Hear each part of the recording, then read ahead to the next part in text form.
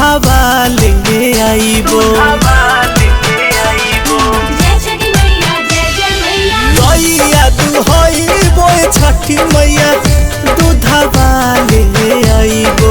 खरना के खीरी आए छठी मैया, खरना के खीरी आए छठी मैया सांझी के बनाइबो।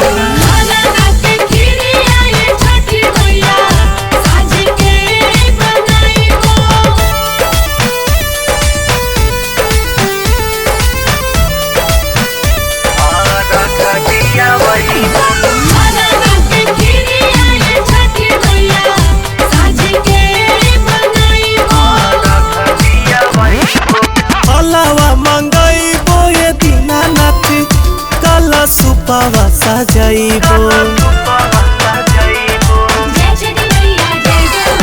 हलावा मंगाइबो ये दीनानाथ कल सुपावा सजाइबो।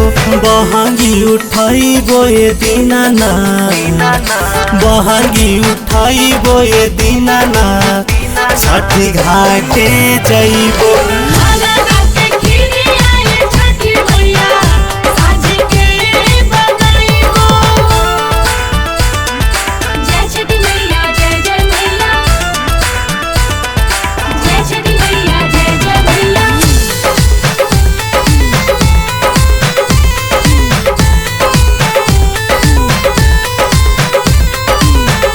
गोहराइबो आदि देव छठी के मनाइबो।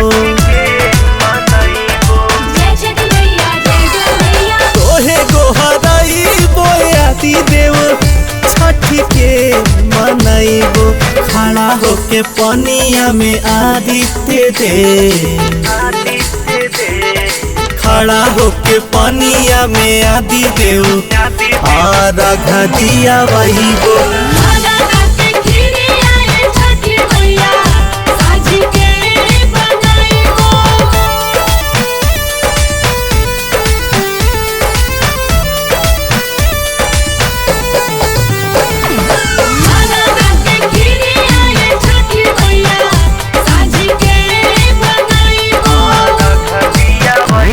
सुहागिन बोलाइबो छठी मैया खोइछा भराइबो। सुहागिन बोलाइबो छठी मैया खोइछा भराइबो। दिया बजराइबो छठी मैया, दिया बजराइबो छठी मैया कोसिया भराइबो।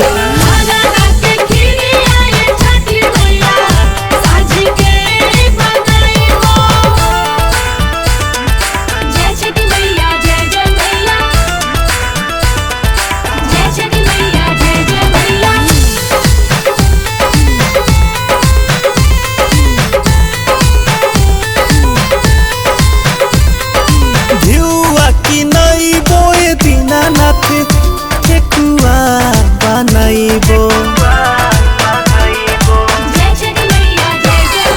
भिउआ किनाइबो दीनानाथ ठेकुआ बनाइबो। छठी के चढ़ाइबो दीनानाथ, छठी के चढ़ाइबो दीनानाथ पर शादी बटवाइबो।